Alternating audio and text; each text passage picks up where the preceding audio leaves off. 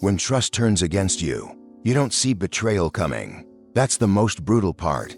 It walks in smiling, wrapped in shared memories and inside jokes, looking like someone you once called family. Then one day, they pull away. The texts stop, the warmth fades, or worse, they strike quietly, skillfully when your guard is down. Betrayal doesn't come from strangers. It comes from those you once trusted with the unguarded parts of you. Friends, partners, even mentors. And yet we're always shocked. Why? Because we believe loyalty is mutual. We assume love is protection. But not everyone sees you as you are. Some see you as a mirror reflecting what they refuse to face in themselves. Your confidence makes them feel small. Your peace makes their chaos louder. Your growth reminds them of everything they've avoided. And so, without even knowing it, you become their target. It starts subtly. A sarcastic comment here. A missed call there. Emotional distance wrapped in politeness. They don't always know they're betraying you. Sometimes it's jealousy. Sometimes it's power. Sometimes it's a mask they've worn for years, finally slipping when you're no longer useful. But make no mistake, a betrayal is never random. It's a symptom of something much deeper, unresolved wounds, the shadow self, the hunger for control. And once you understand that, everything changes.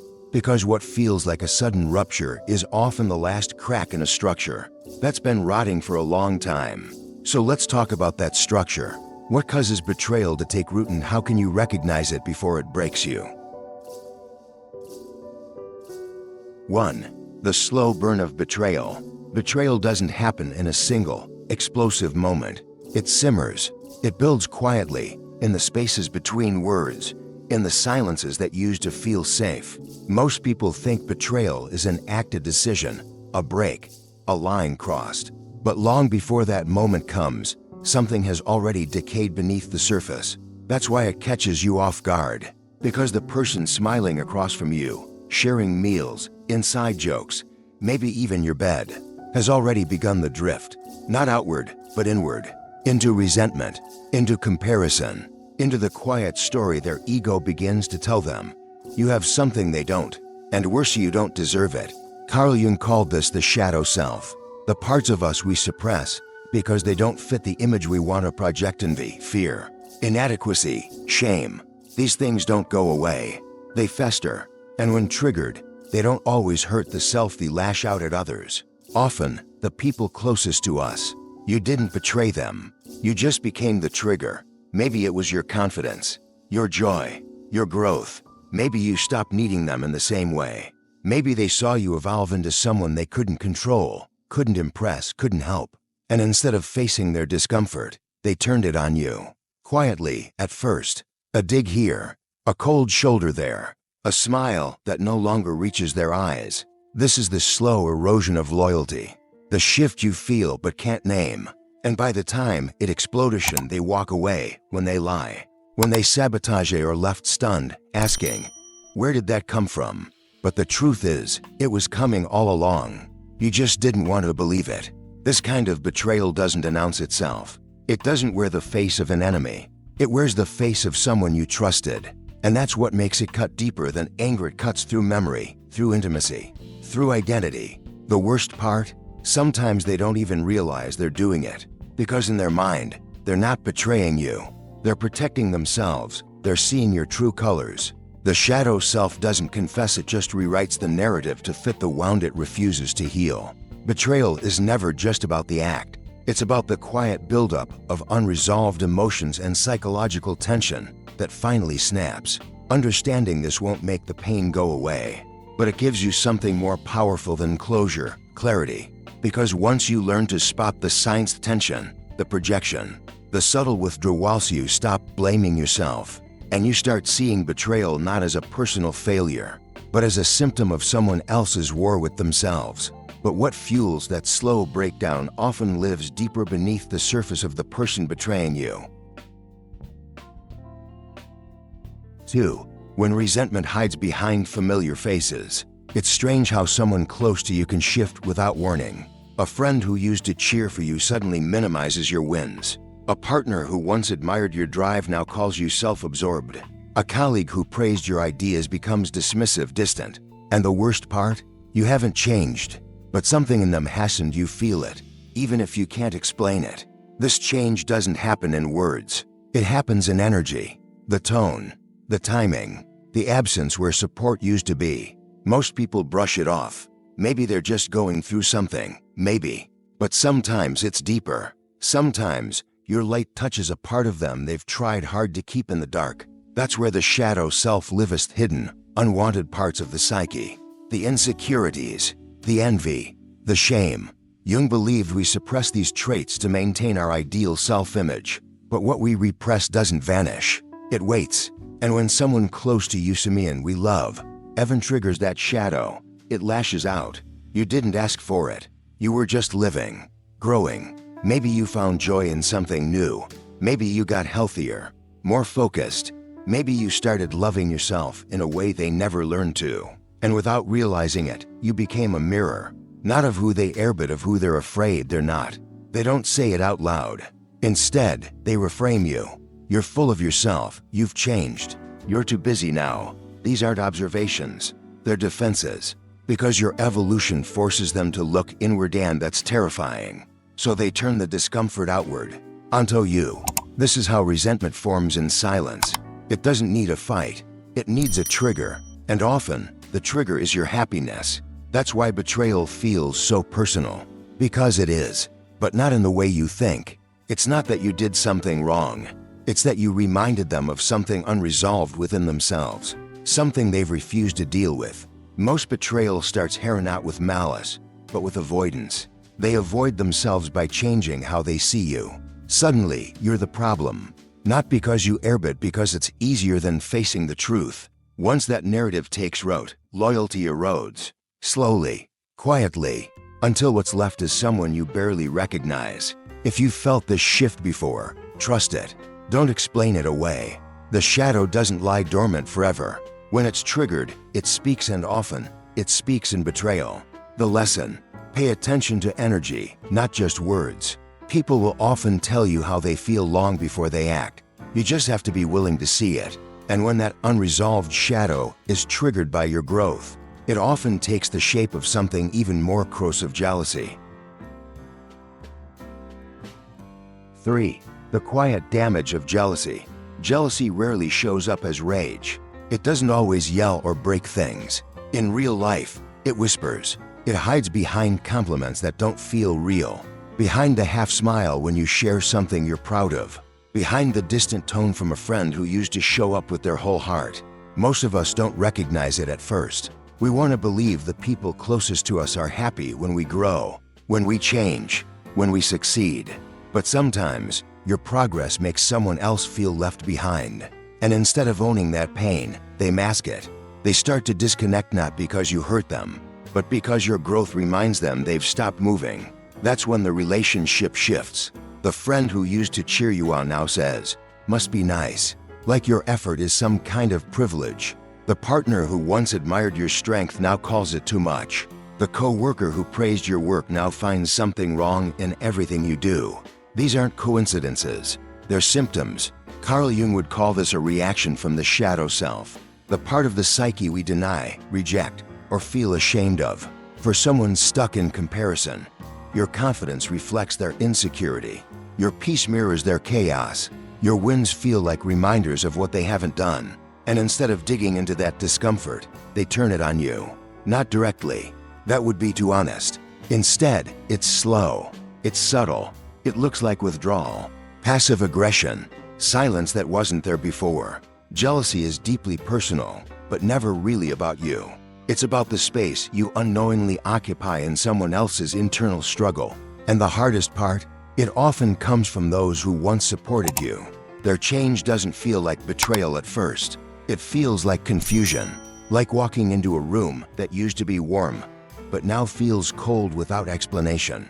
That's how jealousy poisons connection, quietly, patiently, until the bond dissolves under the weight of unspoken resentment. It's not always dramatic. Sometimes the betrayal is just them not showing up anymore, not clapping for you when you need it, not offering presence in moments that matter, because somewhere deep inside, they've convinced themselves you don't deserve what you've earned. And if they can't be where you are, They'd rather pull away than face the truth that your success highlights their stagnation. That truth is uncomfortable, but necessary, because the pain of betrayal can trick you into thinking you did something wrong. You didn't. You just triggered a part of them they weren't ready to face. And jealousy, when left unexamined, always finds a way to punish the one who didn't ask for any of it. Watch for the silence. That's where the truth begins. But not all betrayals come from wounded emotions. Some are planned, rehearsed, and worn like a mask. 4. The mask of loyalty. Not all betrayal is born from emotion.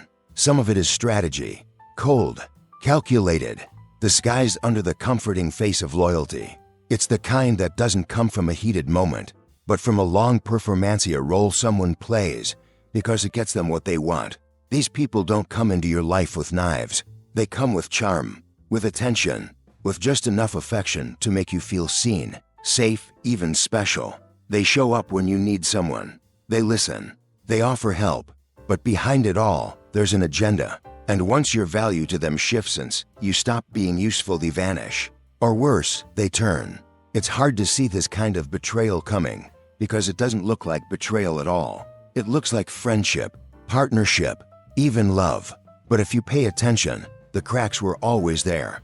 They only called when they needed something. They only complimented you when it served them. They only stood beside you when your success also boosted their own. Carl Jung believed some people construct entire identities around false personas masks, designed to survive in a world where showing your real face feels dangerous. These personas aren't built overnight. They're shaped by fear, control, and an unconscious need to manipulate their environment to feel secure. The kindness isn't real. It's currency. The loyalty isn't grounded in respect. It's a means to an end. And when that end no longer benefits them, they don't just leave.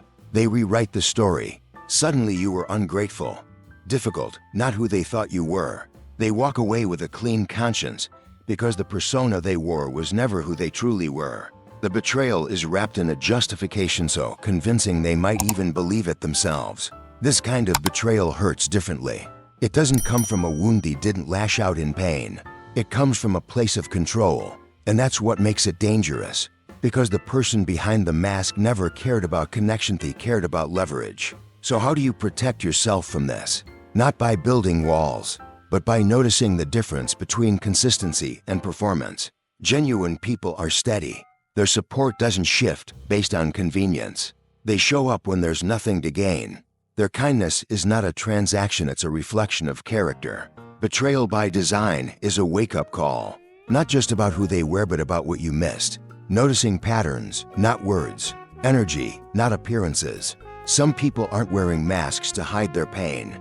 They're wearing them to access your life. And once they've taken what they need, they leave you not just hurt but doubting your ability to trust again. That doubt is real, but it can also be a filter, a sharpened sense, a new kind of clarity. Because once you've seen the mask fall, you never forget the sound it makes. And sometimes it's not about emotion or gain, it's about control. And what happens when that control starts to slip? 5. When control disguises itself as care. Not every betrayal is fueled by jealousy or resentment. Some are born from control, from the quiet desperation of someone who needs to feel one step ahead of you. Even when they claim to stand beside you, they don't lash out because you hurt them. They lash out because you stop needing them the way you used to. At first, it looks like support, encouragement. They cheer for you, give advice, offer a hand. But underneath, there's a power dynamic taking root, subtle, often invisible. They need to be the one you rely on. They need to feel essential to your progress. And when that starts to change, when you grow beyond the version of you they were comfortable managing, the shift. It's not about love. It's about leverage. Carl Jung believed that many human relationships contain unconscious power struggles. Often, these are hidden under layers of affection, shared history, and care. But when one person's sense of self is tied to being in control, they can't tolerate your independence. Your success doesn't inspire them, it threatens them. Maybe you started doing well at work. You got a promotion. You started showing up more confidently. Suddenly, the same boss who once mentored you becomes critical, micromanaging, dismissive. Or maybe a friend who always gave you advice now calls you arrogant when you stop asking for it. A partner who once uplifted your dreams now accuses you of changing. You didn't change. What changed was their grip. They don't say, "I feel threatened." They say, "You've become selfish." They don't admit, "I feel small now that you're standing taller." They act like you've abandoned the bond, when in reality, you're just standing on your own. This is where the shadow self comes in. The part of the psyche that needs control to feel safe, that masks insecurity with dominance, that confuses love with power. When that part gets triggered, it doesn't seek healing. It seeks to restore control, even if it means turning against the very person they once supported.